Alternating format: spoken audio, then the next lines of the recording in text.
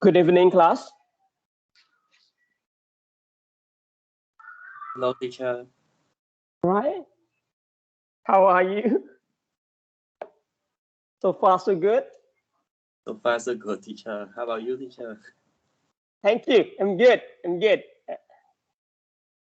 Thank you, Chimney. All right, everyone. Hopefully, you guys review your lecture notes, the previous lecture. Today, I would say we will not have any head-age lecture. It's gonna be just a quick lecture. And today I want you guys to explore more on the data. And also we can probably finish the remaining group presentations. All right, before we move on, class, allow me to quickly recap what we have studied so far. Guys, first of all, we are now on big 10. Ask yourself, do you understand the regressions table in the screen? If you don't, you wasted 10 weeks. Right? If you don't understand the regression result from the table, if you do not know how to interpret the result from this regression table, you guys wasted the first 10 weeks. I agree?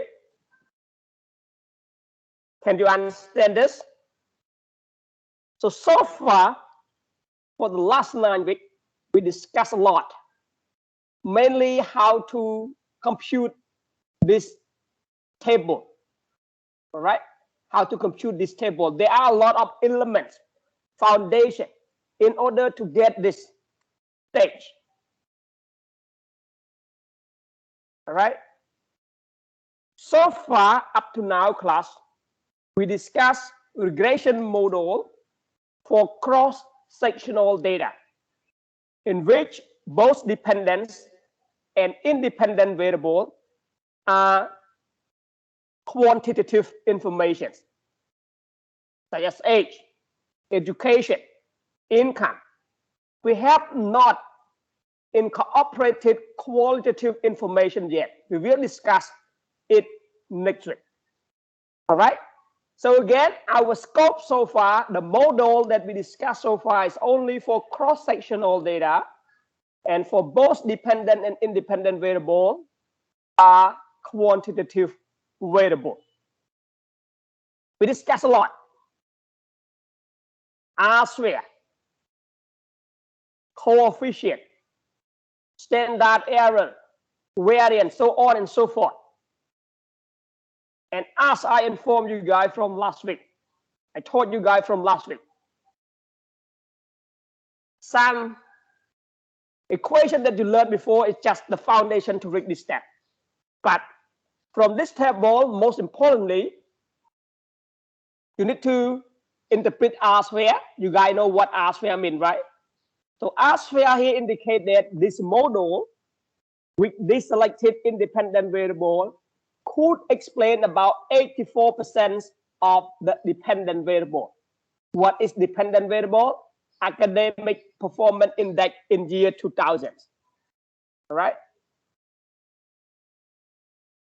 There is also an F here, in which I will tell you briefly about this later. But here,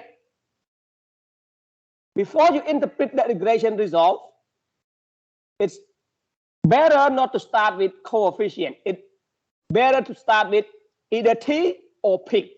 P is the result from T, and if you need to interpret based on T, you need critical value. But if you only interpret based on P, you just compare with the 3 significant levels: 1%, 5%, and 10%. All right. If you found that the P is less than 0.1, it means that it is significant. When we say significant, we reject null hypothesis that there is no effect. What do we mean? We mean that confidence 95% confident interval, does not include 0, right? 0 is outside the interval. Here again, with the EL here, English learner language has significant effect on academic performance.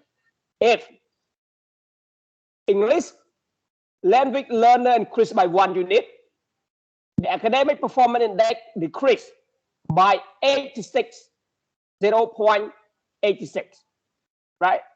So you can follow it by starting by looking at the p-value. If you guys understand and follow my guide on how to extract standard table, the way you interpret it is very much easier. Why? You just look at the star. The star tells you the significant level. 3 star means significant at 1%, 2 star means significant at 5%, 1 star significant at 1%, no star, no significant. When you see no star, don't interpret coefficient.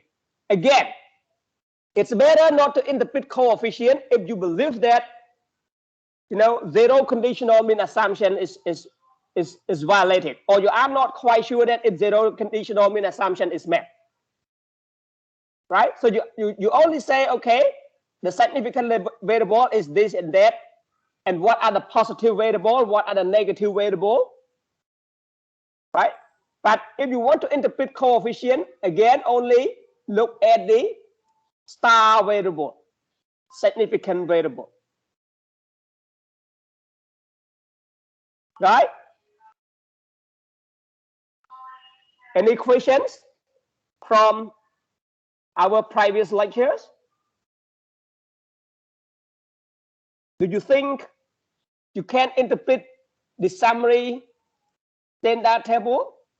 Do you think you can read economic paper with the regression table? Do you think you can interpret it? Any questions?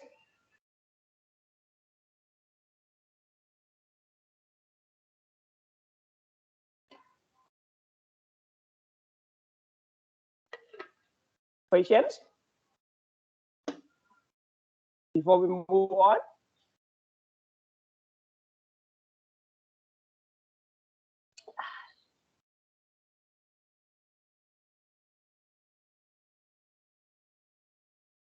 No. All right. If there is no questions, allow me to quickly take your attention to another point is F. Can you see F here? F9, 385, blah, blah, blah. Probability of F here. What does that really mean? So you can go down here into F. What does that mean? So I here the I value is the mean square, blah, blah, blah, P value associated with blah, blah, blah. All right. Wait for a minute. I want to just quickly introduce you to this I statistics. All right. Let's wait a minute. It is here. In fact, we should discuss another joint significant test, but I don't want you guys to get headache. So I will just need go into the I am going to explain you only the last slide. All right. Can you confirm? Can you see the new share screen?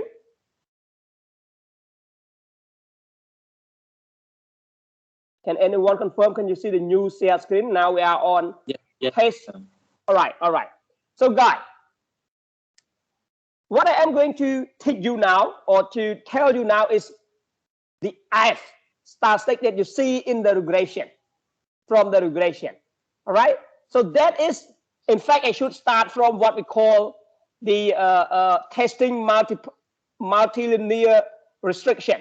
But I am afraid that it is not important for you because I learned that many of you, I would say not all, but still many of you still found this complicated to understand the effect or testing only a hypothesis of one independent variable. If I am going to explain you more about joint significance test, it's gonna be another trouble. So I don't want to confuse you. I just go straight forward to tell you what is F. All right. So that F result, everyone, is the test for overall significance of regression. All right. So this is our original equation. We have y equal delta 0, delta 1, xi, 1, x2, until xk. And the null hypothesis for this F is that none of this independent variable, all right, has any significant effect on y. All right. We look at original model here. We have from x1 to xk. And our null hypothesis states that none of the explanatory variable has significant effect on dependent variable. Or let's say null hypothesis states that explanatory variables are not useful at explaining dependent variable. Why? Because the null hypothesis states that the coefficient of each independent variable equals 0. What is null hypothesis? Null hypothesis states that at least one variable, all right, at least one variable has significant effect on y. At least one, because here they believe that all right. So because here what we call joint hypothesis testing, we do not construct key value. We construct F value, right? We construct F value, right? That is why you see F, all right? And how to construct F? F here is the residual of, sum of sphere residual restricted model, blah, blah, blah, or simply like this, all right? R square divided by K. What is K? K is the number of independent variable divided by 1 minus R square divided by degree of freedom. That is the F. Again, class, why we use F, not T? T is only you want to test individual effects or partial effect of individual independent variable. F here when we want to test joint hypothesis testing, because our null here is stating that all of the independent variable has no effect on y. That is why we use F. Okay, just a quick note on this. You don't have to be headache with the overall interpretation. All right. So I just want to quickly tell you this equation, and let me move back to our regression result. Here again, right? And the F that I say here is this F. All right. You can either look at F, but just like T-star said, class, you can just quickly look at P value. All right. P value here. You see, P equal 0. P value here, probability of P value here is 0.00, meaning that we reject null hypothesis. Null hypothesis stating that at least all independent variable has no effect on y. But as you see at the below result, at least or a few variable has significant effect on y, right? So F here indicate that we reject null hypothesis. You can go into the detail here, F, right? Here how it computes from the regression, but here the P value associated with F, hopefully you can see my moving cursor. P value associated with this F value is very small, 0.00. This value are used to answer the question, do the independent variable, all included independent variable, reliably predict dependent variable? The P value is compared to your alpha level, your significant level. Here, for instance, 5%. And if it's smaller, you can conclude that, yes, the independent variable reliably predict dependent variable. Or at least you can say your model, of course, significantly explain the dependent variable.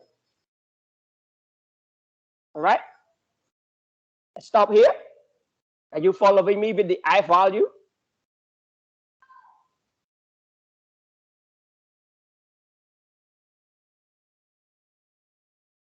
But guys, if you look if you go through our standard table, normally we don't report F. F is not, it's not the main interest of researcher. Normally we don't test whether at least one variable have significant or not significant on the dependent variable. Normally we only want to look at the effect of individual variable on dependent variable only. Right, but at least you should know what does this F mean.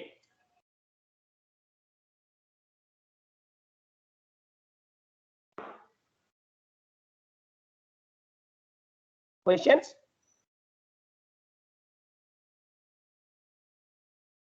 No? You don't know what I was talking about? Teacher, can you explain how the F test related with p-value again? All right, F test and p-value of F is just like when you convert from t-value to p. All right, and that p-value here is the p-value for F. Probability like this probability that F, Now let me compare to t. You remember how we discussed about t statistic and convert it to p-value? It's the same. Right here, it's just the value of t. F, this is the value of p. If you look at this table, this is you have value of t and then you have value of p. F is also the same. This is the value of F, and then we have the p-value for F. Do we answer your questions? Because if you want to interpret based on F value, you need also critical value. But here, if you interpret based on p value for F, you don't have to know the critical value to compare with F value.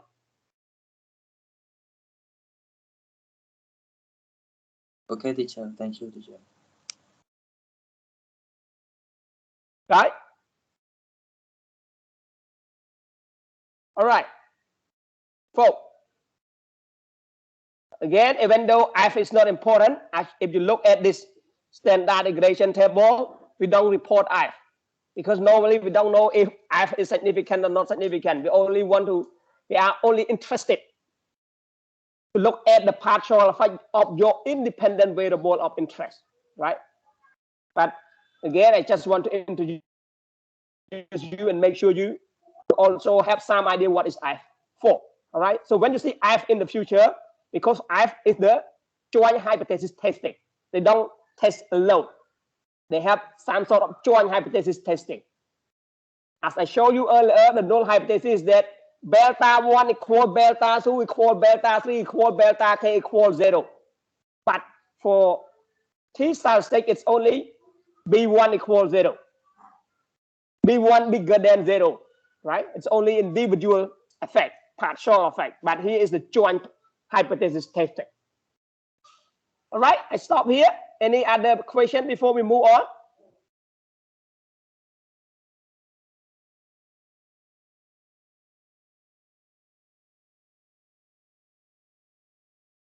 All right. So now let me stop here. And what I'm going to do next is to introduce you guys to some potential data source.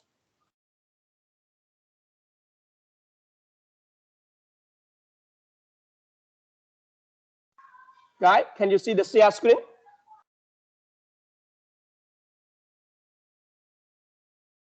Yes, teacher. Yes. All right. I also received a message from one of you guys asking me about the data.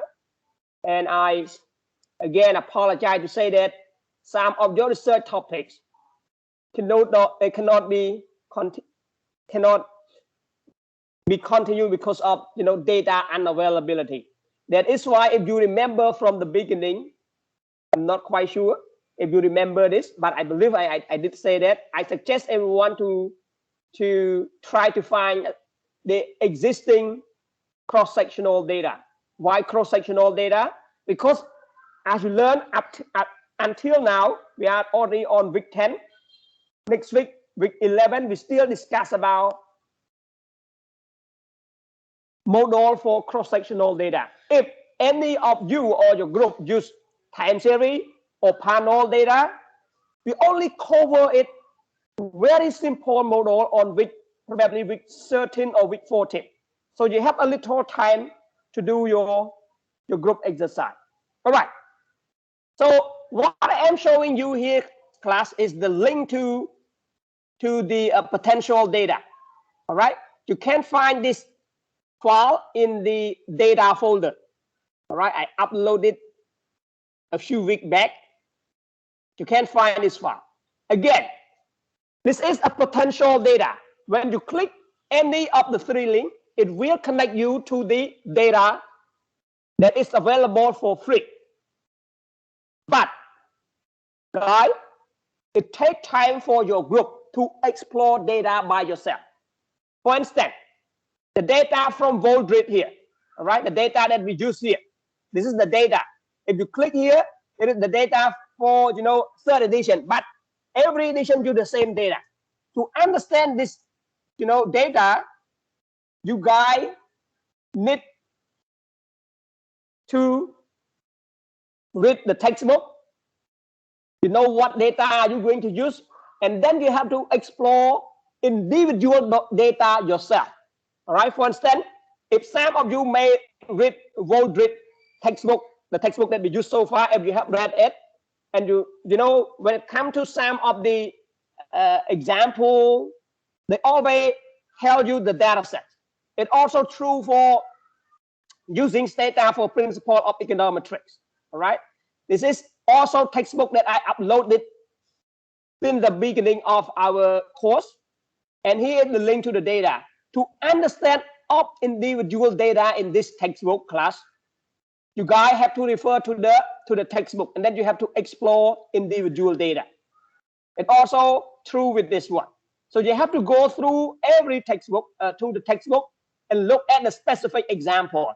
Which example might be related to your research objective. Yeah, I know that some of you are interested in Cambodia case, but for this term, for this course, I only want you guys to experience with the econometric exercise. So if the data for Cambodia is not available, you can replicate any other study that have existing data. Just make sure you don't use exactly the same model. You can add more additional variable to it. All right. So now it is already 6. I will give you guys 30 minutes for group discussion and explore this data. After that, we will have a discussion together if you have any burning comments or questions. All right. So let's have 30-minute group discussion. Your time start now.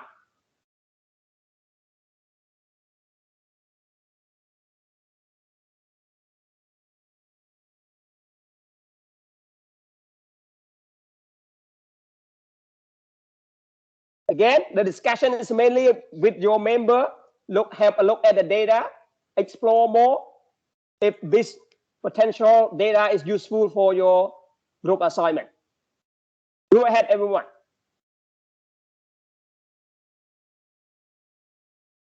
Sir, again, where can we find it, sir? It should be in, let me share the screen. You can see my screen, right? It is here in general channel. All right. File, data, potential data for group assignment. I uploaded in November 29. Can you find it? It is here.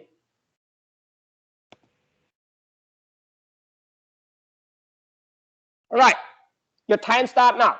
30-minute group discussion and explore the data with your member.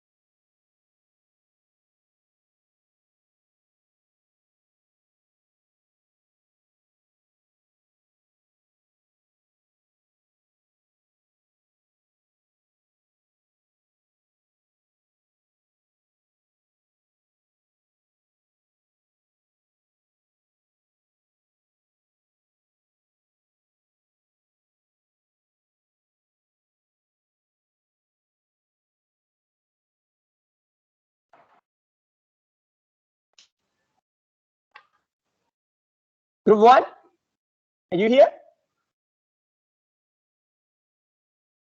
Group 1?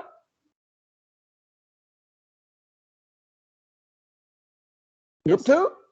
All right. Group 2?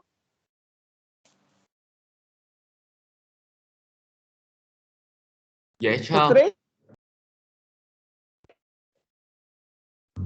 Yes, teacher, we Group hear. 4? 5? Yes, like. Group 6? Yes, sir. Group 7? Yes, sir.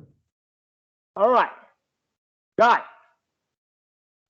Again, the data that I share with you is a potential data for the group that do not have the data for your group assignment. If your group already have the data, go ahead. The data that I share with you is only for the group that do not have data. Good. You may ask, you may say, like, the data that we share with you take a lot of time to review it.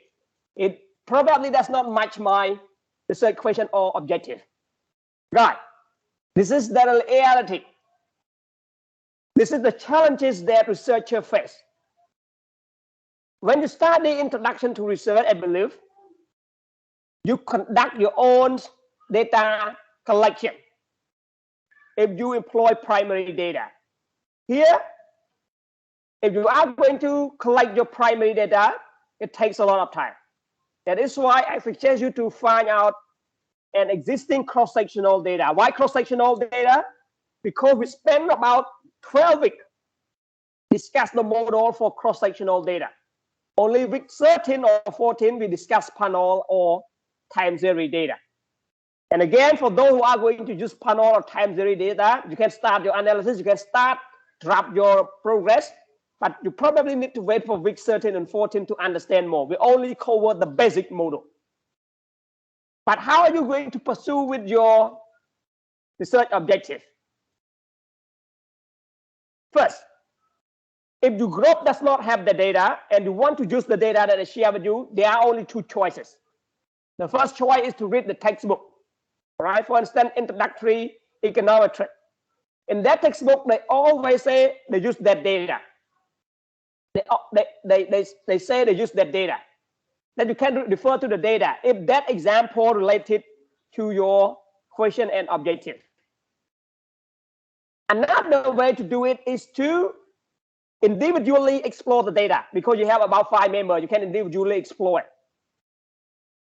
All right? Important note, the data that I share with you is the data that used in that textbook. And this is not random data. The data that they use here is the data that already published. I mean, the data that has been used for published paper in a good journal. Right? But you may need a little bit of time to understand more about the data. What if you do not find the data that fit your research question or objective? I apologize to say this, but you have no choice.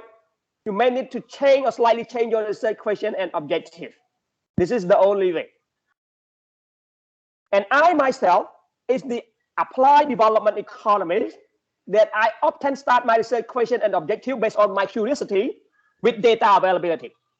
So most of the time I analyze what we call Cambodia social economic data. I analyze the data that is available from UNICEF, from the World Bank, right? So normally my curiosity and what I'm going to test my curiosity based on the data availability that is available online.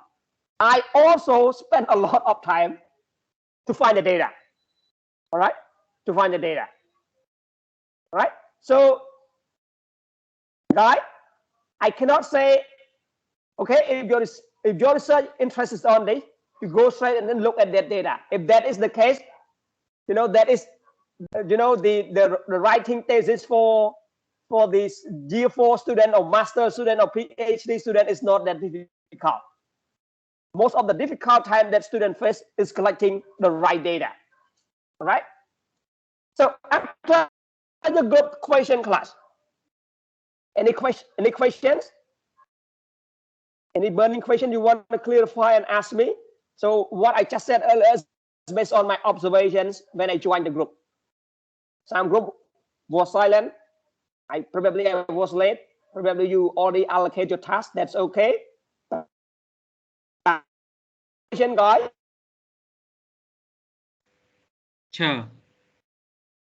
Yep. Sure. So the research paper need to be cross-sectional data, right, Chair? Suggestive, but you can use time series or panel, up to you. But as I said, you may need to wait until week 13 or 14 to understand more about the panel and time series. But again, the foundation you already learned with multiple regression analysis.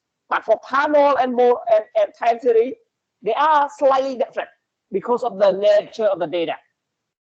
It doesn't mean that you have to use cross-sectional. You can use panel or time series, up to you. But as I said, you may not fully understand the result, or probably your analysis do not address some problem that arise with time series or panel data.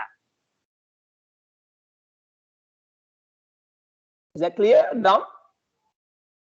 Yes, sure.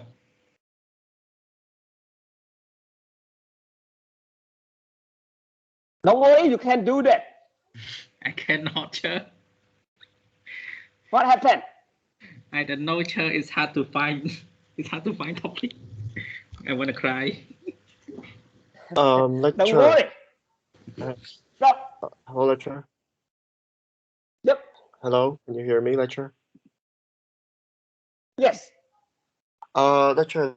So how can I find the data? Yes. So how can I find the data set of the examples that mentioned in the book, lecturer? So normally, wait a minute. Let me share the screen. Just wait a minute. All right. Okay. For instance, if you are interested to look to use the data that I share with you, guys. All right. Can you see the share screen? Yes, lecturer. All right. This is the textbook from the introductory econometrics. All right. And here in the example, they always tell you which data they use. For instance, in this example, the effect of physical attractiveness on wage, they use the data from this paper, the paper that was published by Hermet and Bidor in 1994. And they say they use the measure of physical attractiveness in wage equation. And the file BUT, you see, the file BUT. So the file BUT here is the data. So if you download the data from this, for this textbook that was one among the three potential data that I share with you, here, I already downloaded. Here is the file BUT. You see it? With my folder.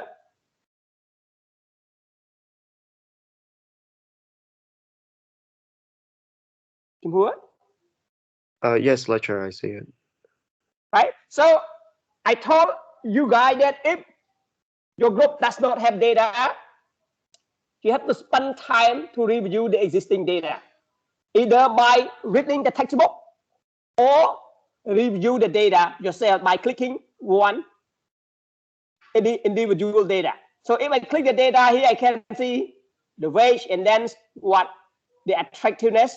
Is it somewhere here? Is this not the data I want? I have. So it should contain this, the data that is included in this example. Okay, in this example. For instance, I give you another example here. It should be generated from about log weight quadratic functional here, for instance, using the data of H price, all right? H price 1. I go to the data and then I find H price 1. It is here, all right? So I can follow them. I can replicate this example. All right? So guys, if you don't have data, if you want to explore the data that I shared with you earlier, there's only two ways, I would say. Either you individually review the data. If you individually review the data, click open on data, and then you have to look at the data individually. What is data? What is that data? Or if you find any other source, don't waste your time with the file I share with you. Any other questions?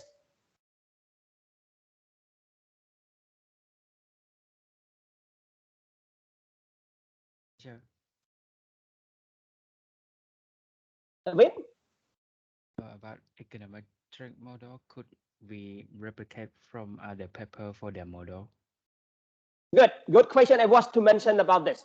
Guys, if you guys find the data, as I said, for this exercise is to allow every one of you to expose to the econometric analysis, but you have to write a proper report. But what I'm saying here is that you can replicate any existing study, meaning that if you use the data, you can do the same analysis, but you have to add additional variable. All right. For instance, if they run the regression on weight, we are interested on the effect of education on weight. They have education and experience as independent variable. If you want to replicate that, you can use that data, use that equation, add additional x, add additional independent variable. Is that clear a bit? Clear, teacher. Thank you. All right. Guys, you may ask, like, why don't you tell me from the beginning? Why don't we say we start with the data? Guy, I want you to see and to know what is the challenges real researchers face. All right. Normally, real researchers start with their curiosity, start with their research objective. But because of data availability, they have to change their interest a little bit. All right. So if everything goes as your plan, that is not research. It will use the term search rather than research.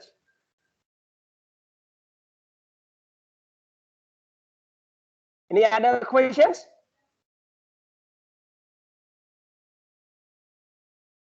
Right. Group 1, questions? Teacher, for example, if the variable Group that 1, we add, questions? did you hear me? Yep. What if the variable we add and it becomes spurious? What should we do? Now, normally before you want to add additional variable, you have novelty. Right? Why use multiple linear regression? Because we want to address endogeneity. We want to address omitted variable bias. We want to address zero condition omit. So the additional variable that you guys may want to add because you want to replicate existing study, there should be some novelty. For instance, existing study try to assess the effect of education on weight by including only education and experience. But now you believe that no, it also gender, right? So rather than having only experience and return on an education, you add gender. And gender has their own story and novelty behind it, because normally you would say, oh, male tend to earn more than female. All right. So you need story behind that. If there is a story behind that, I don't think that that problem is a matter for you guys. Is that clear? Yes. Right, guys? So it is very important for every group. You need to ask yourself, what independent variable you want to include? Right? By the way, David, are you from group 1? I forgot it. Yeah, I'm group 1, teacher. All right. Any question from group 2? Group 2? Questions? No, for now, lecturer. All right. Group 3? No question, lecturer. All right. Group 4? No for now, like. No for now. Good. 5? No I for now. don't have questions. Like, All right. Group 6?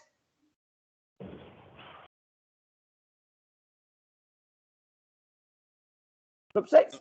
No question, sir. All right. Group 7.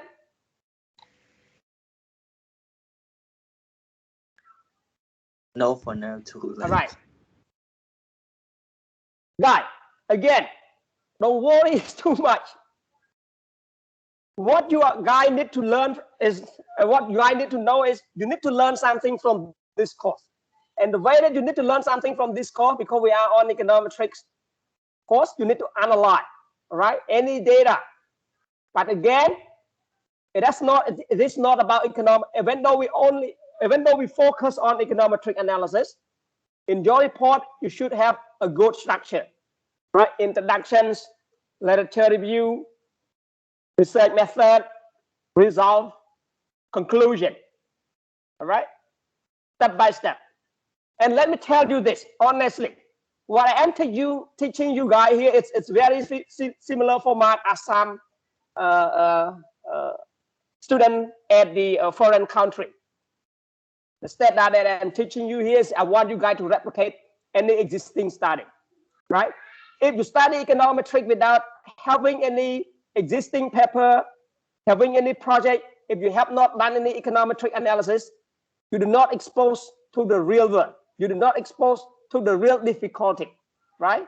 That is why from the beginning, I asked you guys to start from formulating your research question, then data, then analysis, all right?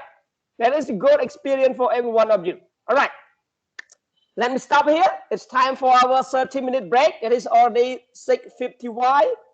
So please return back to the group at 7:25. The 30-minute break start now. By the way, just a quick note for those groups that have not presented, after break, we may have some group presentation in order to relax your brains. I see you after break.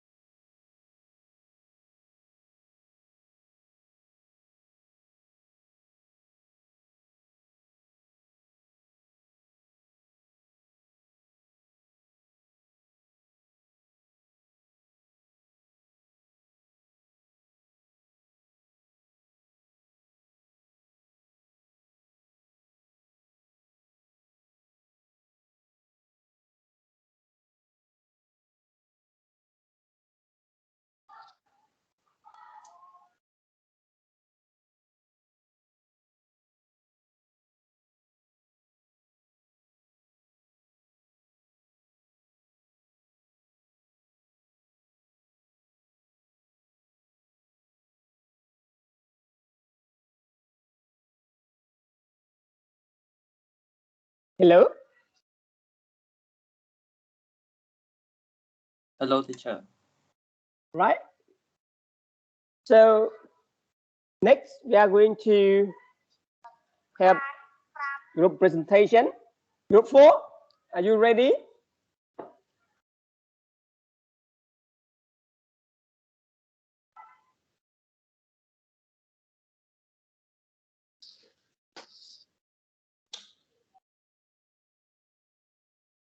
We're preparing next. Please wait a bit. Okay.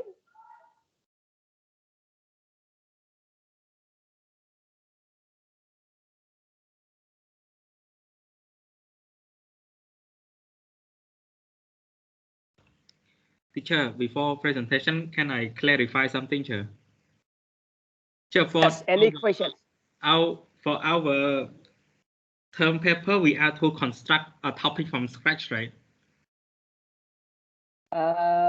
What do you mean from scratch? Right now, previously you already have objective or research questions and you have reviewed some paper. You may have read some paper, but if you want to change your research objective, of course you have to probably slightly change it. But I believe that you already familiar with it from introductions, methodology, or literature review, I would say. Because for the presentation, we use other people research paper, but this time we do our own research paper, right, sir? No, when you say from scratch here, it depends how do you define it. So from what I ask you guys to do is to summarize the most relevant paper to your research paper. So it's mean that you should learn something from this from this paper. So at least you know that what independent dependent variable should be included, how you should write your introduction, literature review, methodology, and so on. Okay, sure, understand. Right. Any other question before we move to group 4 presentations?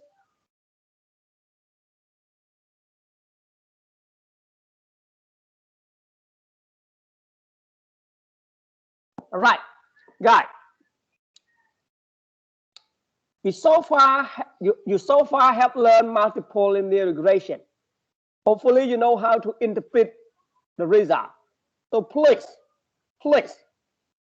listen to group presentation and look at the table. If they present any regression result table, look at their research equation or objective of the paper and see if the regression result answer the question or the paper. And please raise your question or comments if you have. All right. Before you can start when you are ready.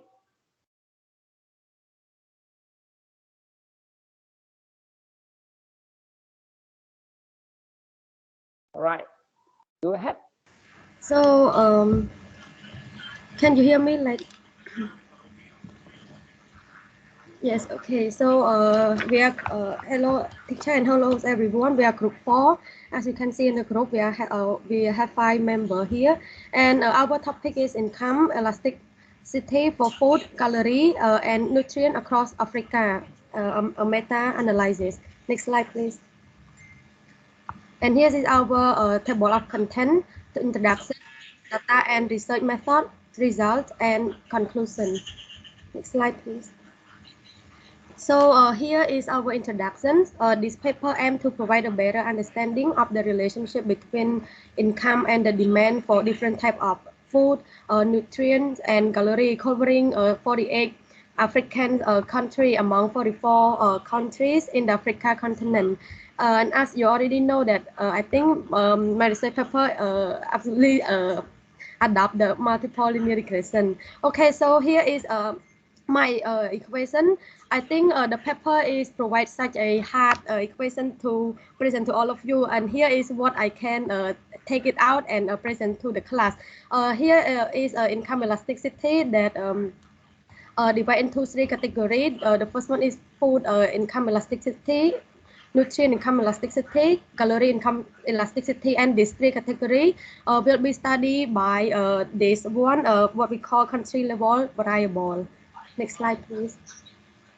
As you can see in the previous slide, I can assume that the food demand is our dependent variable that consists of three categories in there. First one is food stuff, nutrition, and gallery. And our independent variable, which is income, which is country level variable, also consists of three sub.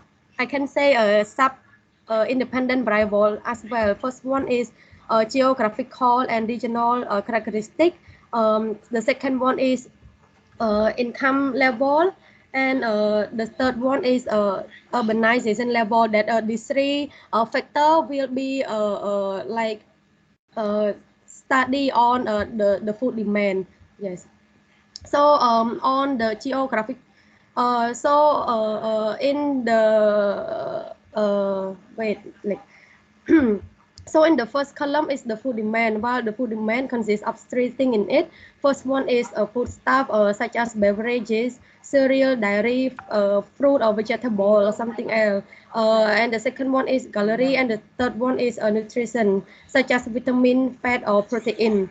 And in the right column is our income elasticity, consists of three independent variables, as you see in the box.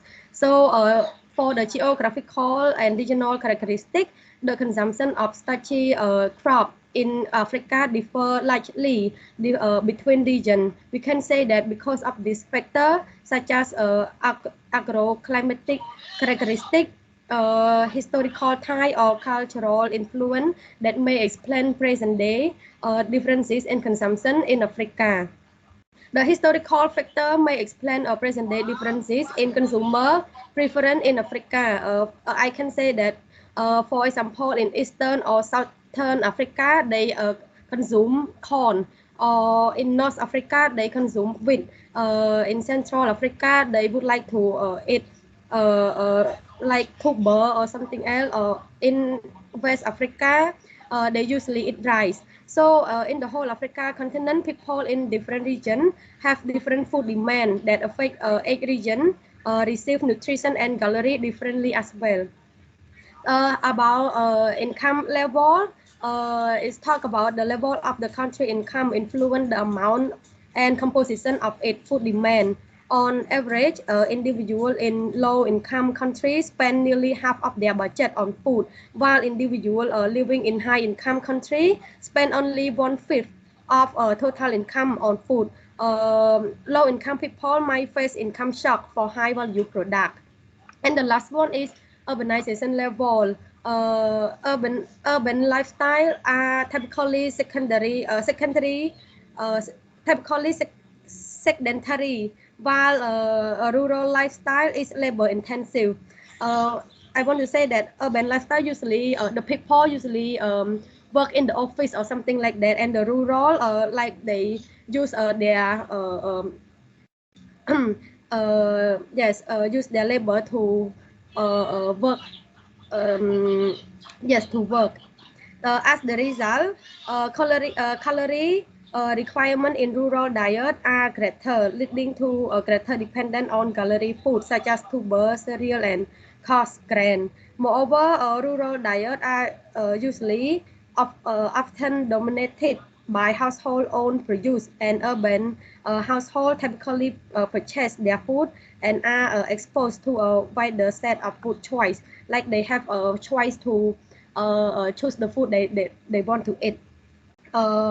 Yes, like so here is, and of my part, I would like to invite my friend to continue from this.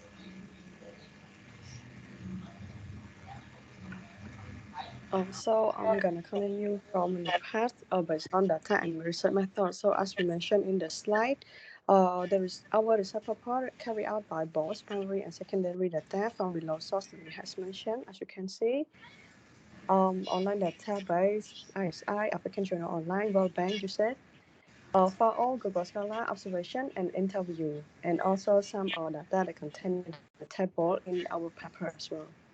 Next slide, please. So briefly, this is the result for our paper that they also mentioned in the paper that has found. For the foodstuff income elasticity, as Mani has mentioned, we the base or the expensive category of food demand based on beverage, meat, or fish, dairy, and something like that. And for the basic foods demand like fat and oil, fruit, vegetable, it's become less demand because the income for people, when the income for people is higher, they will prefer other expensive foods. And it also the most responsive to income chain because as I has mentioned, when we have lower income, we prefer the lower price food. When we have higher income, we also demand for lower but also higher food as well. And the second, nutrient income elasticity, when there's a rise in the income, the demand for fat food decline because um, for nutrient, people would like to prefer to buy something that provide them nutrition. So when they have higher income or they could spend more on the expensive food that could provide them nutrition, they would prefer that.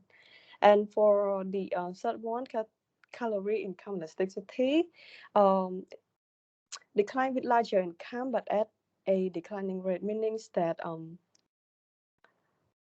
the declining rate related to the income rise further, and the additional contribution of income to calorie intake will become smaller, meaning that calorie that they want to consume is become smaller when they could purchase more nutritious or non-calorie food. And it has no impact on the country urbanization level. Like Monica mentioned, it depends on the people, the level of workers. But this doesn't mean that if you have higher income, you will not buy the lower price food or the non-calorie food at all. You still could purchase, but you could purchase more non-calories rather than more than the calorie food. Next slide, please. So this is the percentage of the food category that shown the result in our paper. For the food stuff, it's taken like half or around 25%. And for the lowest one is the calories 6%, and the remaining is for nutrition. And for the coefficient variation in the paper indicate the result that they have found of 0.94% for calorie and no for nutrition, and for 0.84% for calorie, and the last one is 0.65 for the food stuff. And the next slide is the last one, conclusion. For simply our paper refer to the food demands in Africa continent, like we have mentioned. And we also could view for these three categories that we have mentioned by studying through the country level variable as well. And they also mentioned about the meta regression as well as data and result method. And this is would be it. Thank you.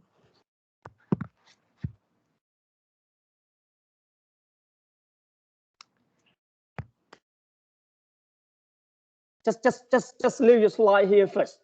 Guy, any question to group 4?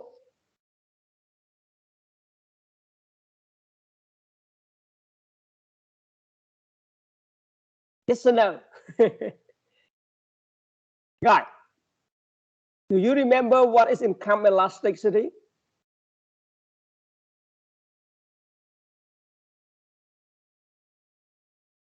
Is income change like Income change, but what is the what?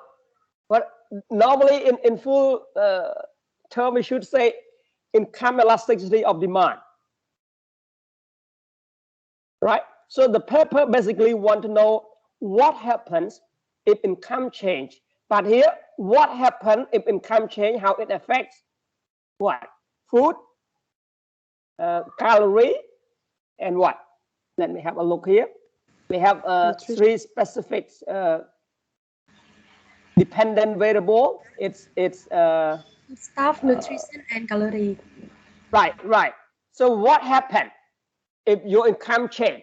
Will you consume more those or you consume less? If you consume more, we call it elastic or inelastic, right? Guys, don't forget about microeconomic theory. It's about income elasticity or income inelastic. All right. Right. Are you following the presentation? Unfortunately, the group did not indicate or show us the regression table, but while you are listening to the group 4 presentation, I also go through the full paper. First of all,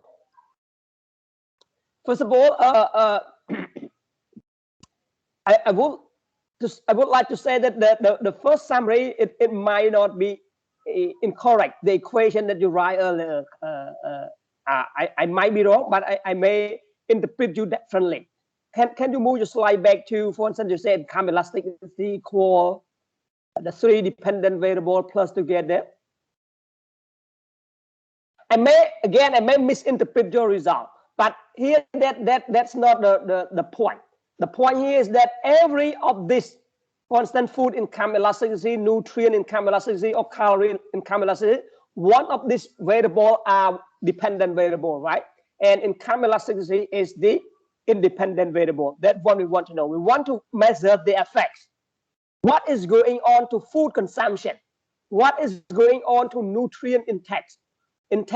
What's going on to calorie level when your income change? That is the main idea. All right. Agree with me, group 4, or do I interpret it incorrectly? So what the author want to know is what happened to food consumption, what happened to nutrient intake, what happened to, for instance, calorie level when income change. Either income increase or decrease, what happened, right? That's why we call it food income elasticity, right? If income, for instance, increased by 1 unit, if food is also increased more than 1 unit, you would say that is food income elasticity. All right, guys, what is difficult? No, sorry, what is difficult? What is different from what we studied so far here is that, can you move to the first slide? The first slide, the title. Guys, you know what is a meta-analysis is? Just a quick question. Any of you know what is a meta-analysis? Group 4 member, any of you know what is meta-analysis? Not quite sure, like. All right, good. That's okay. So when we discuss regression in our lecture, we mainly based on primary data. All right. When I say primary data, it is the data that you use from the survey. But here, when they measure income elasticity for food, calorie, and nutrient across Africa here, when it comes to a meta-analysis, they use existing results that has already published. For instance, if you remember, they say that they include the result from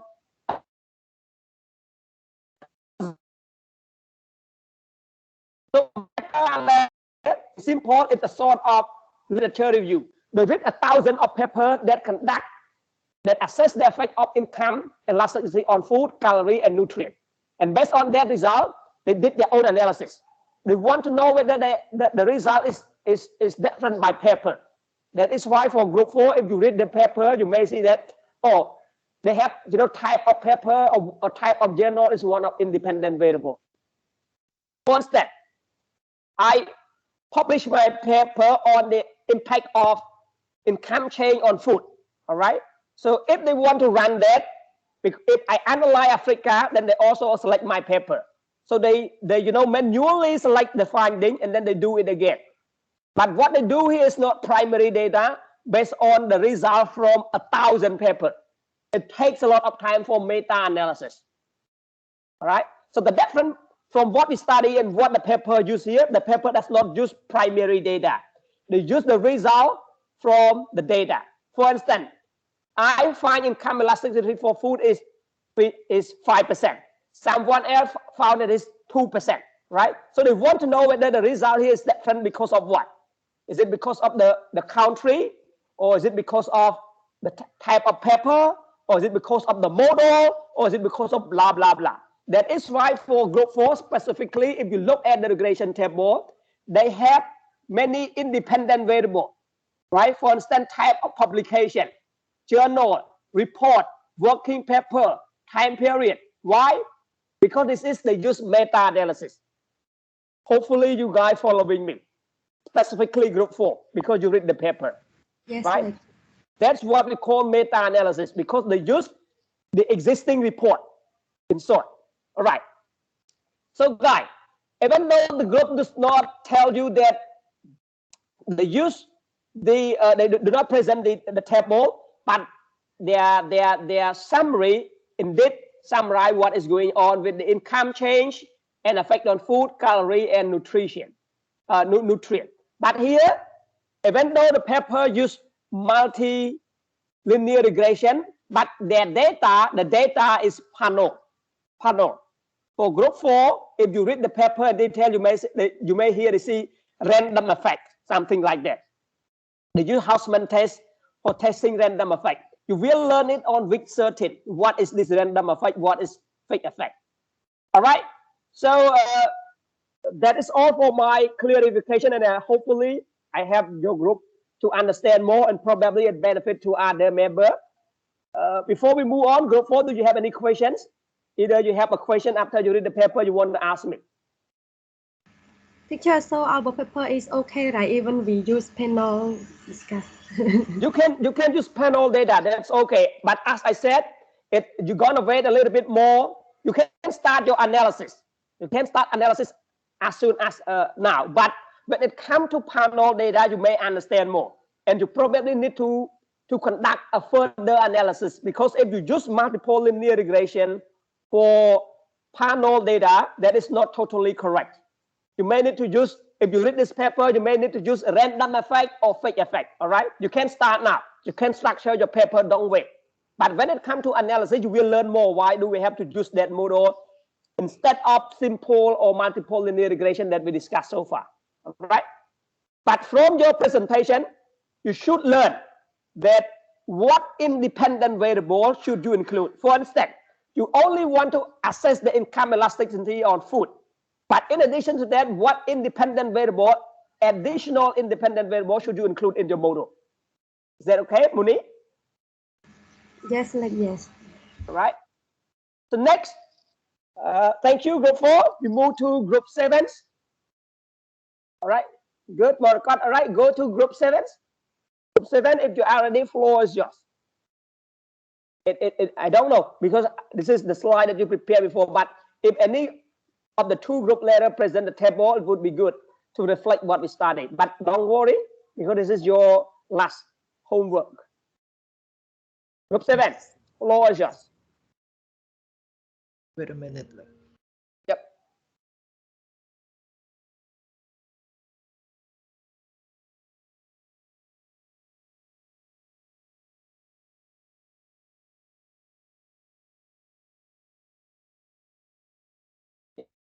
Also to your paper.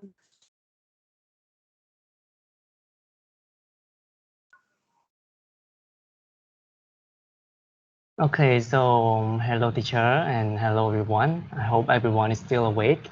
And now we come to the last group of the presentation. We are from group 7.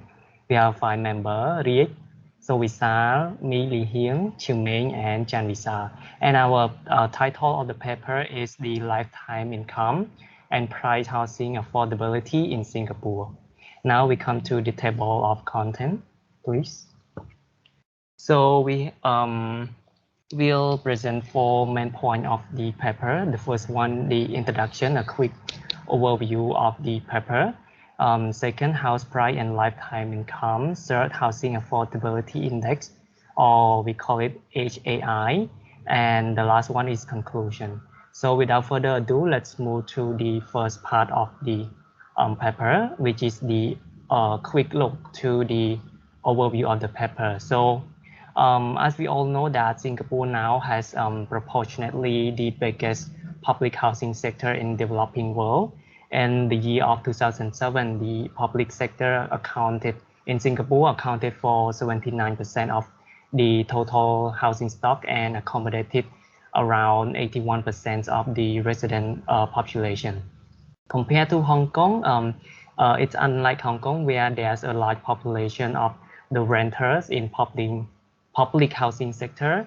However, in Singapore, they have achieved an impressive record of home ownership of public housing, which means they have the best record in the whole ownership of the land or the home. And the government policies such as the approved housing scheme in 1968 subsidize new public flats supplied by the HDB, and this policy actually push or encourage the private ownership of the public housing reach to 79% of the total resident population of the Singapore. So yes, next slide, please.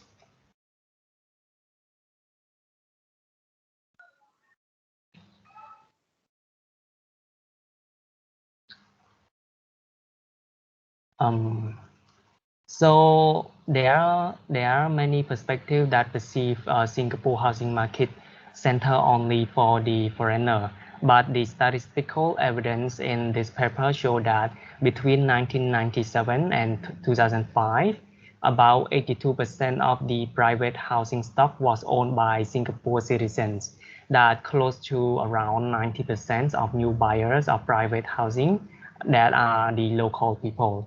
So followed by this high demand and price escalation of the housing sector, the housing affordability has also become the hot topic or the hot issue among the potential buyer in Singapore as well.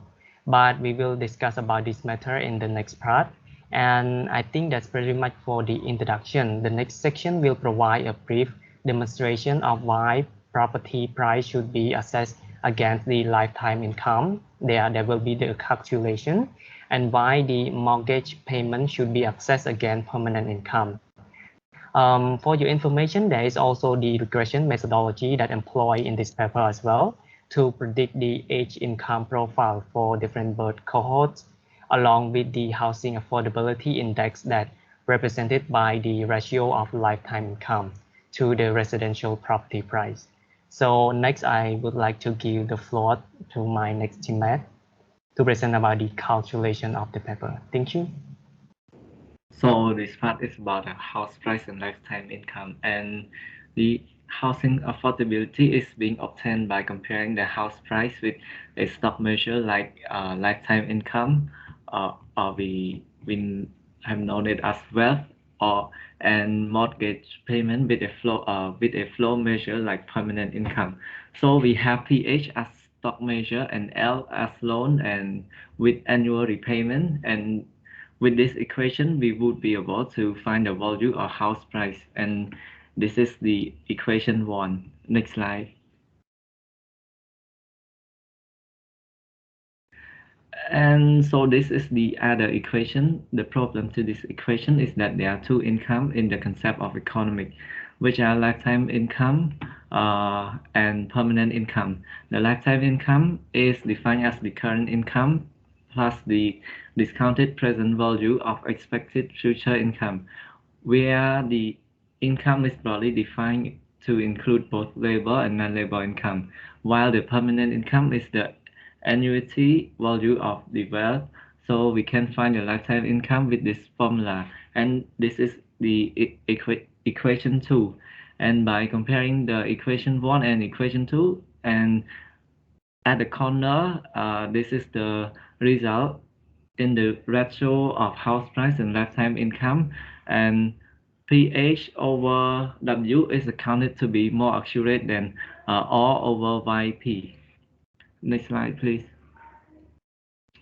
And according to difference of income among each cohort based on education and job opportunity, there is a required to study some particular cohort, and the time series data is being taken from the unpublished data from the Department of Statistics of the Government of Singapore, and the data is focused on the income by age with the span over 13 years and represent the income of resident household categorized by the age of the household had for 9 age group.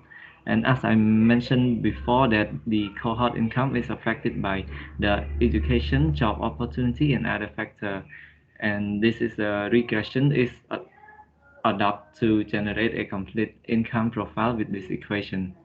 And next slide, please. And this figure is about the house price and lifetime income. So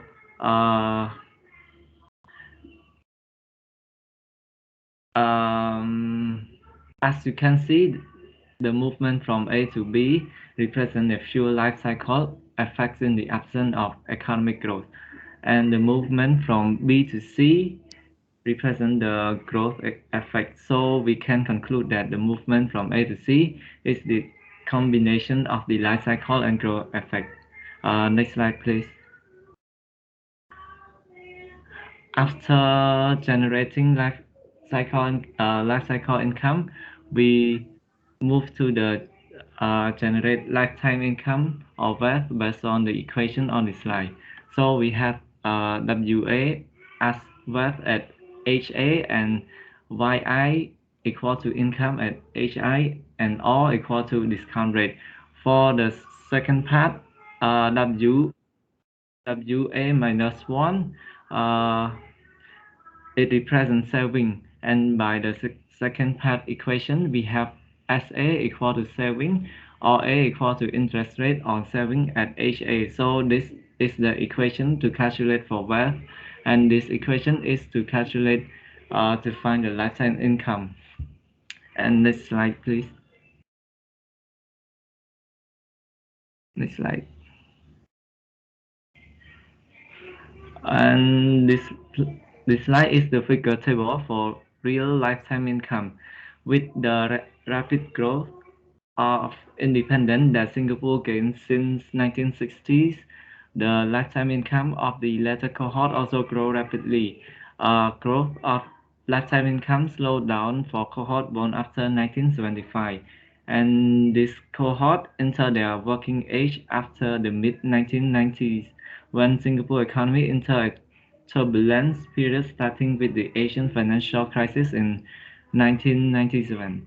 The income inequality has not only widened, but the gradient of the income profile of the upper and lower income group has moved in opposite direction for the cohort born after 1975.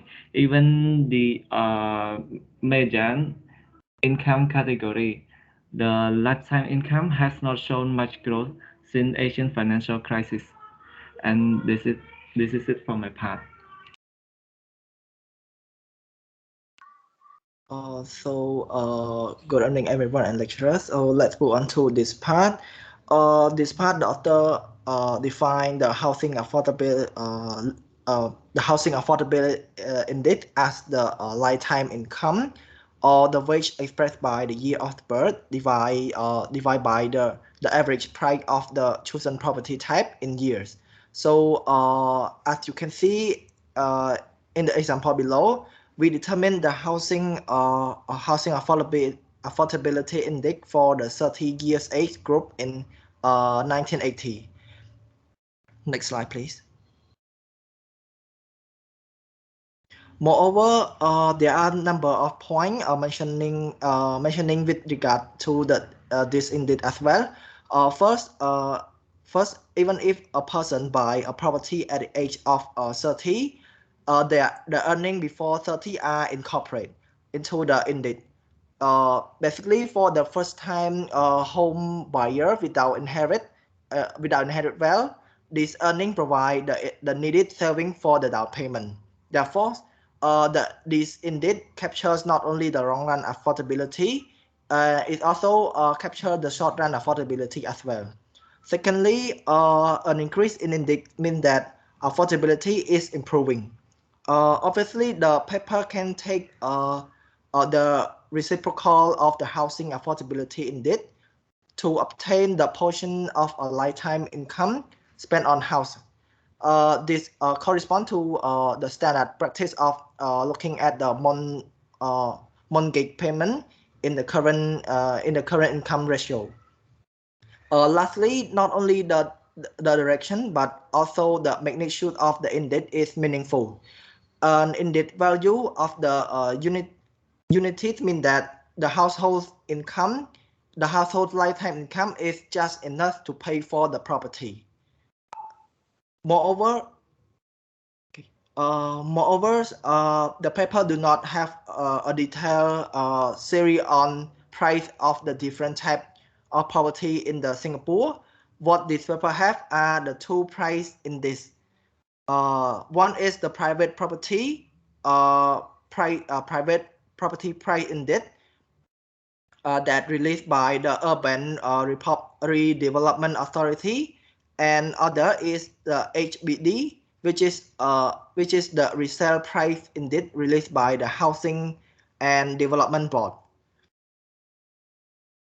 So next slide, please. Okay. If you look at the figure 5, it shows that the average price level for both private and public resident property, both price series follow the similar trend and turning point with a substantial large price gap of the similar magnitude over the year. So yeah, you can see in the figure. Next slide, please. So furthermore, one important phenomena of the Singapore property market is the upgrading from smaller HBD flat to the larger HBD flat, and from HBD flat to private property. Basically, most of the upgrader from HBD to private housing in Singapore depend entirely on case. Therefore, we make an adjustment by giving the housing affordability index at just equal lifetime income, or well expressed by year of the birth divided by the HBD resale price or private property price ratio. Basically, in Singapore, when a household sell their owner occupied HBD, their occupied flat on resale market, they must pay off any existing loan, restore CPE, housing with withdrawal with interest, and settle other payment before they resell the transaction is complete. As a result, a household might not even able to be used all of the transaction case earning from the down payment on the private property. Moreover, a household is more likely to use a share of their case profit to pay a minimum down payment and sell the rest for the other investment. Next slide, please. So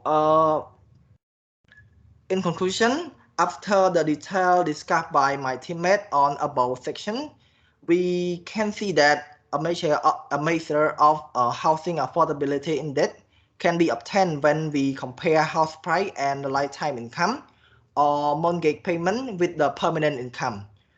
In overall, apart from introduction in the section 2 of the paper, with technical calculation on how to access the house price and compute the lifetime income, while section 3 provide the clear detail and explanatory index in terms of housing affordability in Singapore. So that is very much of the paper. Thank you for your pay close attention. Thank you. Any comments from the audience, from the class?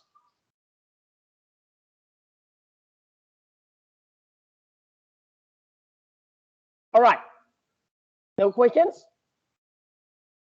All right. I don't have my question either, because in fact, this paper is contribute to methodological contributions on computing the what we call it. Wait a minute. It's more contributing to the housing affordability calculation. All right. So but also what also trying to do here is that in order to compute housing affordability, we also need to take into account the lifetime income, which the existing paper have not been taken into account. And here, in order to compute the lifetime income, you also need to run the regressions where, the presenter showed earlier, the income is a function of age, a function of birth cohort, and so on. All right. So related to our lecture, we don't have much to say with this paper, but a quick comment to group 7 is that, guy, if you are interested to look at the housing price, right, the data from introductory econometric is available. There are a few data sets in the econometric. The first data source that is available for housing price, right, for housing price. But it's not going to be the detail like this paper. Again, this paper, if you want to replicate, it's going to be hard because the paper aims to contribute to methodological part. But what I want you guys to learn from this exercise is to run the regression. So you can have a look at the data H price. There are a few data sources on H price. So you can have a look at that. All right. I think next week or the following week, I may have some example that I obtained using that data. All right. Let's have a look and see later. But guys, you also learn something from this paper, right? Specifically, you look at the regression where the author runs the income regress on other independent variable. All right. That is a little bit related to our paper. I can't talk to you more about this paper, but it is not beneficial for everyone. I stop now. Thank you, group 7. Any question you want to ask me? Any part that you feel that you don't understand and you want to understand more, you can ask me. Is that okay? Teacher, I have one question regarding the cultural interpretation, because this paper actually aimed to compute the lifetime income, like from the predicted annual household earning as well as the price of the housing in Singapore, but they don't really mention about the change in income caused to the change in household price. So I want to know, like, because our paper is actually want to access the relationship between these two. And so what would be your comment? All right. First of all, this paper is not assessing the relationship between lifetime income and house price. This paper is basically want to know the housing affordability. And to understand the housing affordability, you need to understand the income. But no, a typical income does not reflect the real housing affordability. They have to take into account the lifetime income. That's what this paper took. And if you guys want to know about this, if you guys want to research about this, just do a simple regression. Try to find the data if they have the data on housing price. Is there any data on income? So simply you can run a regression on housing price and income. Right? You can see if it, that is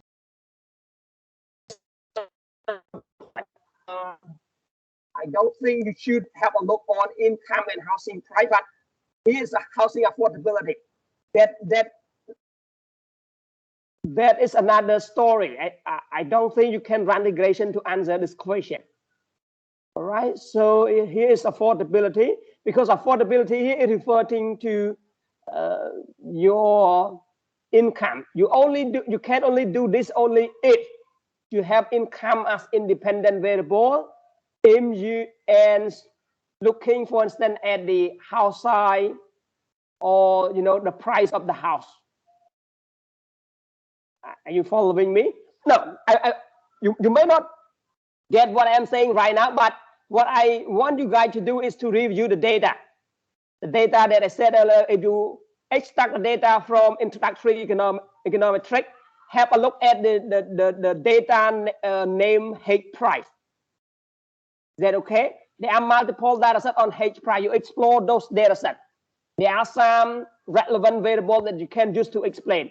If there is no data that might relate to your research objective or question, you probably have to slightly change your research topic. Is that okay?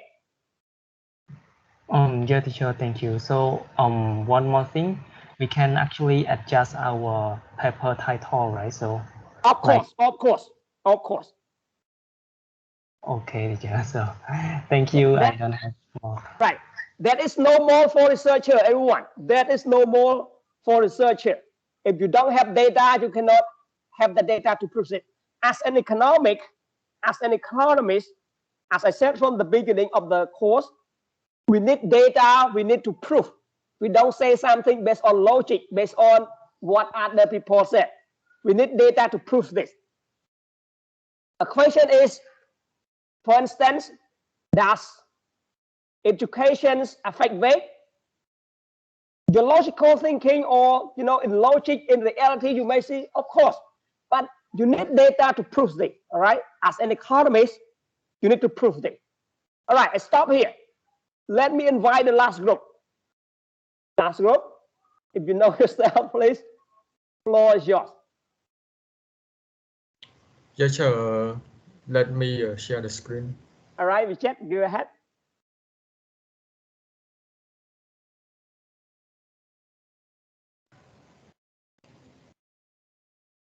Guy, ask question to Vichet.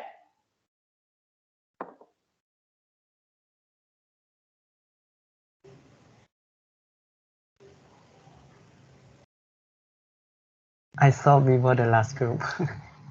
No, not.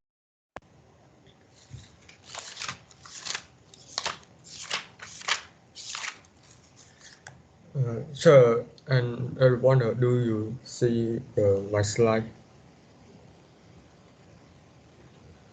Yes. Okay, so good evening, lecturer, and we are from group 5, and we also has proposed the topic is about the population. No, I mean like our group want to talk about the population growth and the relation between population growth and unemployment in Cambodia, and that's why we would like to take this article as our literature review, which is about the population growth and unemployment in Nigeria to review some model and also some methodology for our further paper. So without further ado, let's start briefing some basic introduction regarding to Nigeria population growth and unemployment. Like as we can see that Nigeria economic is typified by high level of population growth, and also is estimate of 120 million people that is a population in the age in the world, and also the unemployment in the Nigeria is also occurs as a result of the insufficiency of job to commensurate with the rapid population growth. And so the objective and the aim of the paper is to study the causal relationship between the population growth and unemployment in Nigeria. And also, sorry, lecturer. Go ahead, don't worry. So there's some literature review and also some empirical review that the author of the paper has taken. Like they mention about the definition of unemployment, like by ODD, and also some definition from International Labour Organization, and some empirical review, like Nigeria has 60% of its population and to be youth, and also 64 million of youth are unemployed, while 1.6 million of the people are underemployed. And according to Botero and also other authors, they examine on the economic impact that the increase of population and economic growth lead to less labor regulation, less of active labor market policy, and this is mostly occur in the less developed country like Nigeria. And in this article, like they use the model here as like they define total unemployment equal to the log of total population and with the domestic market and also with the flow of foreign direct investment and also the exchange rate. So it's mean like they use this model to analyze the total unemployment by those 4 factors.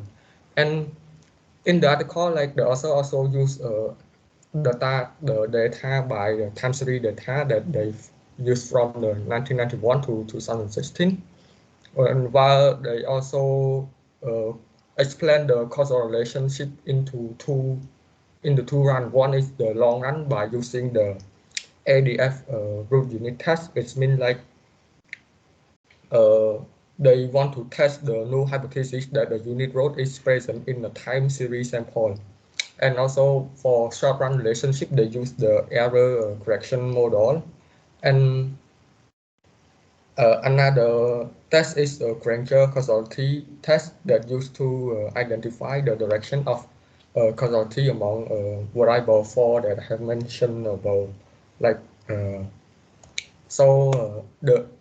result, like we can see that the effect of population on unemployment, like they can be separated in both long run and short run. So this is the long run result one, like, and it indicates that population is strongly significant at 1% in affecting unemployment in the long run, and a positive effect exists from population to unemployment, and the marginal effect of increase in population on unemployment rate in the long run is also positive. And we yeah, and this is the another result by the short run relationship, like the short run here is specified by the error correction model, and we can see the population increase and the rise in unemployment move in the same direction in the short run, and a 1% increase in population of one period increase a present rate of unemployment by 206%, and in the short run, the population increase has more influence on the unemployment rate than in the long run. And come to a conclusion, why our group think that this paper is good for our group topic, because like it has shown some clear and also precise relation or summary on the relationship between the unemployment and other influence factor like the population, the local population, domestic market, flow of foreign direct investment, and also the exchange rate. And it also includes some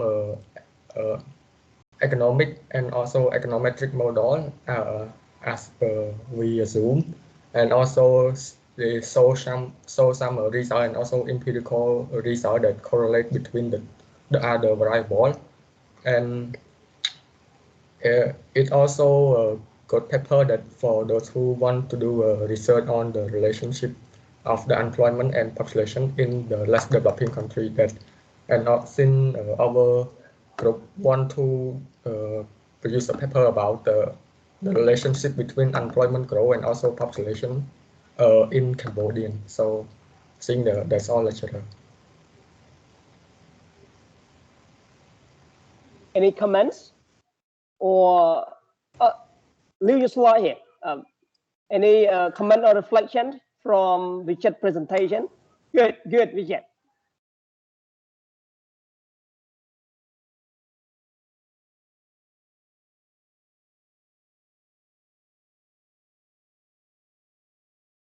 Questions, comments? All right, got good presentation here. I don't mean the other is not good. What I'm saying here is that the paper that we just presented used time series data. All right. Honestly, I say this, Richard. If the paper is written by your group, it is very good. It is good, acceptable. But for publication, this is not a good paper. It is not a good paper at all. But for your group, you can use this. All right, you can use this. But for instance, some section has only one sentence. If you look at the paper, that is not a good paper. All right, that's what I'm saying. All right. So guys, like the other group, what I'm saying here is may also relate to other group. If you plan to use the time series or panel, go ahead. You can start your presentation. You can start your your analysis. But to have a better understanding on time series or panel data, you have to wait a little bit longer until week 13 or 14. All right? Because so far we only discussed about model for cross-sectional data. Guys, I just give you a quick hint. For cross-sectional data, we only have data for one time. All right? But for panel or time series, we have data over time, especially time series. If we have data over time, here in the paper, they say you need root or stationary, not stationary. It means that your data is related to time. Is it because of time or because of something else? So here they test you need root. All right, so in here, what we just presented, they use ADF. If I remember it correctly, Enki D Fula something. You need to test the stationary or unit root test hypothesis. And if they found it, they use error correction model, right? Something like that. And if they have, for instance, I just give you a short introduction. All right, if the data, all the data contain unit root, they are going to use co-integration test, something like that. And when we just presented about Gaussian test, something like that, it's about the direction, whether X affect Y or only Y affect X in short run or in long run. This is something that I don't know if we will fully capture in the time series because we only have a week. But when it comes to time series class, I only introduce you to a simple model, right? To a simple model. So again, chat, you can go ahead, but at the same time, because your group already have some understanding about multiple linear regression, you can have a quick look how, for instance, to do error correction model in Stata. So there are some video or some instruction. And when the time comes to the time series, you can ask me for more information. But based on this paper, I think your group can follow because you already have the data from World Development Indicator, right? But the point here is that you probably have to read a little bit more what they mean by unit root, what is error correction model, so on and so forth, right? Right. Question and comments? Sure. So I have a question. So if I use this article as a model, like I have mentioned that they has a lot of variable like the population, the FDI, and also the exchange rate and domestic market. So if I apply this variable, can I apply this variable to the case in Cambodia? Yes, because here you want to know what is going to Cambodia. Normally, this type of study is really done in least developed country. Why? Because least developed country have limited variable. Normally, time series data is done with developed country when they have a rich data, a longer time frame. For instance, in Cambodia, you may not find a good data because, for instance, when you start from 1991, there may be some data, but the data is not reliable because our first election in 1993, right? And we still have some, in fact, some civil war at the time, right? Still have some internal conflict in the country, and the data is not recorded. So the data start a good record when it comes to 2003 or something. If you follow the history, right? Sure. So normally, what I'm saying here is that you really find a good paper for least developed country. But again, you can't do it. For this assignment, for this exercise, you can do it, Vijay. Don't worry. So like I can change the time frame like not exactly like this literature review. Example, like I can mention about 2010 to now or something like. No, the time is too short. Oh. Normally, you know, to run the regression, guy, everyone, you remember when it comes to regression, we always say large sample, meaning that you want to have more observation. If you, for instance, you want to include from 2010 to 2021, normally 2020 or 21, you don't have data. You only have 2000 to, for instance, 2019. You only have 9 observations. That cannot be done. So normally you need a large sample size to have a good exercise, to have a good interpretation. So normally, I believe that they include from 1991 to 2016 because this is the available time they have. This is the available data they have.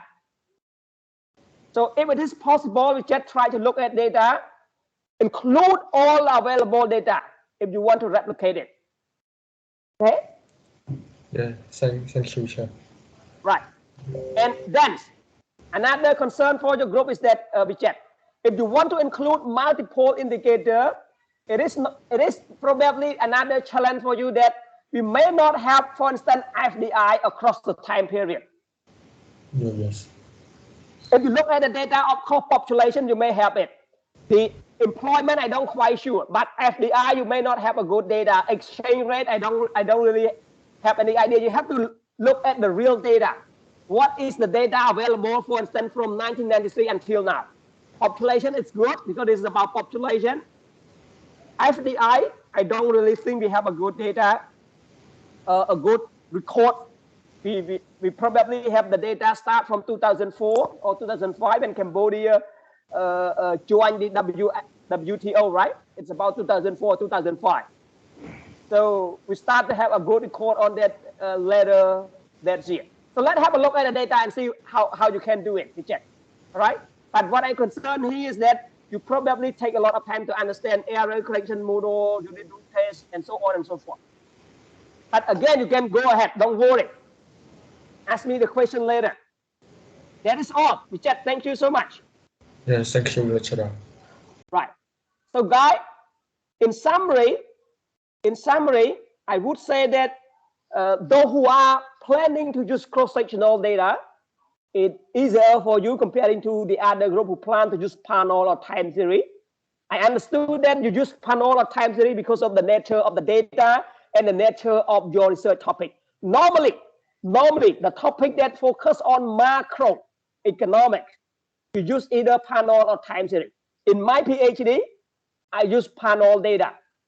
I analyze, developing country in Asia and the Pacific, right? If you're only interested in a single country, it's mostly panel data like we check. But if you are interested at individual level, you use cross-sectional data, you can go. But make sure you have available data to you to do your exercise. And guys, remember, don't forget to explain or provide a novelty why you include this independent variable, right? I stop here today. That is all for me today. Any questions before we close? I have a question. So for my group, can we change to use the cross-sectional data, but we use the same variable? I'm afraid that you don't have data on cross-sectional data to understand unemployment and population. Oh, okay, sure. Because the nature of this topic, you cannot have micro data. You cannot have cross-sectional data. For instance, when you say population, unless you have data from profit, unless if you look at the data from other developed country, for instance, the US, all right, you may use state as the unit of labor. Then you can use population in X state and then unemployment in X state.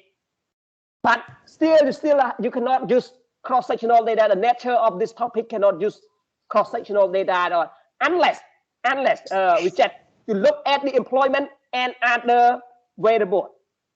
For instance, you want to know if employment has anything to do with education, or female employment has anything to do with any other variable. Next week, guys, we will discuss about multiple linear regression with qualitative information, and that related to employment as well. We check. You may wait for next week to understand more, because there is the data in from the introductory econometric, they look at the female employment. It's about employment, and it's about either education and employment, or about experience or education, or about household income and female employment, something like that. You can wait for probably next week we'll have an example on that using that data set. Okay. Yes, thank you, Chair. All right, guys. Feel free to contact me again if you need my support, either consulting your question, topic, data, or analysis. For those of you who plan to use panel data or time series, still, if you have data, go ahead. I encourage you to do that. If you need support, just contact me. But again, you will understand more about panel or time series when it comes to week 13 or week 14. We are now on week 10. Next week, we discuss heteroscedasticity. The following week, next week we discuss qualitative information, and the following week we discuss heteroscedasticity. That is all for today, class. I'll see you next Monday. Stay safe. See you. Take care. Goodbye. See you, everyone. Bye, Chair. Goodbye, Bye Chair. bye. Bye bye. Bye bye.